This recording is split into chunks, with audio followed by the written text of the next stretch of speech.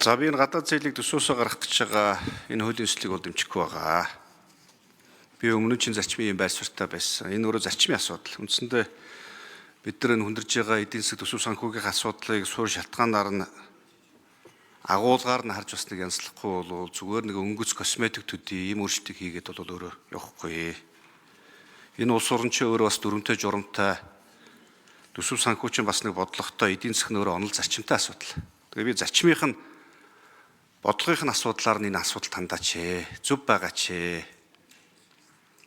зарчмаар нь хийгээч л гэдэг би саналыг тавих гэдэг.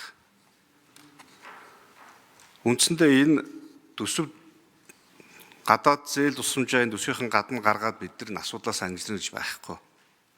Эсвэл тэр гадаад зээлийг одоо юу гэдгийг өр зээл өглөгийг өрийг өглөг зээлийг зээлэг гэж өөрөөр нэрлээд өөрсдөө хуураад бод дүнээсээ бас бид нар нялзаж чадахгүй шүү дээ. Тэгэхээр үндсэндээ энэ асуудлыг бол бид нар одоо суурьаар нь томоор нь харж шийдэхгүй бол одоогийн өнгөц ийм байдлаар бол би завхруулж бас шийдэж болохгүй л гэдэг саналыг бол хэлэх гээд байна. Үндсэндээ эн чинь 12-оос 16 оны тэр үеийн арц намынхны алдааг бид бас давтах гэж шүү дээ. Хөгжлийн банкныхаа бүх зээлүүдийг төсвийнх нь гадна гаргаж ирсэн. Эргээл тэрнийх нь горыг нь бид нар эзэлж ирсэн. Зээлч зэрэгэл буурж ирсэн. Олон улсад нэр хүнд байхгүй болсон. Өөрсдөө хяналтгүй болсон. Төсвийн сахилга батнд байхгүй болсон. Өрийн удирдлага дээр эрсдэл үүссэн. Тэгээ бид нар одоо энэ төсвийн доктортой байдал, төсвийн сахилга бат гэдэг асуудлыг мянгараад одоо иймэрхүү байдлаар асуудал тандаад их юм бол нэмэргүй л дээ.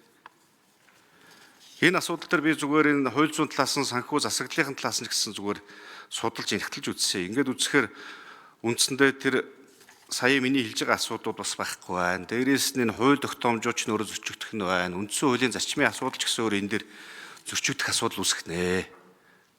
Монгол улс ч угаасаа энэ төсвийн тухай хуулиар төсөвч нөр ийж бүрэн үнэн зөв байдлыг хангасан зарчмуудыг хангах ёстой гэдэг хуультай. Уг нь бол энэ хуулийг гишүүд зүгээр нэг хууль өргөн барьж ийм байдлаар шийдэх биш, сангийн аминыг өөрөө шийдэх ёстой байсан. Засгийн газар өөрөө өргөн барих ёстой байсан.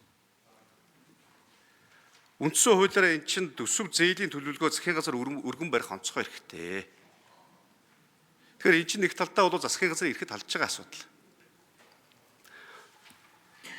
Хууль дэдлэх зарчим маань яасан бэ?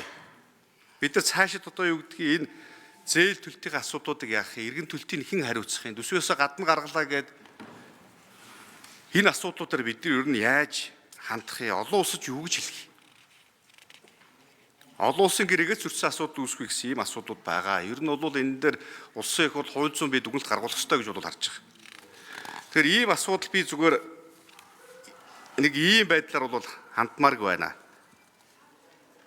Үр зээлгүй юм шиг нүдэн ханаад бид нар одоо юу гэдгийг харанхууруу чиглээд яваад байвал нэг хизээ нэгэн цагт бүдэрч очихл баг.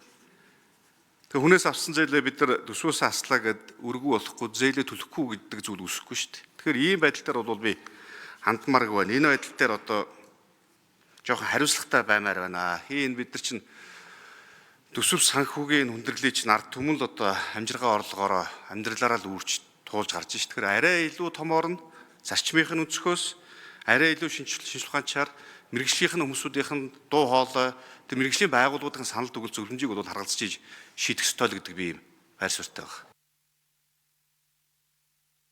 Тэмүүлэг шүү санал хэллээ.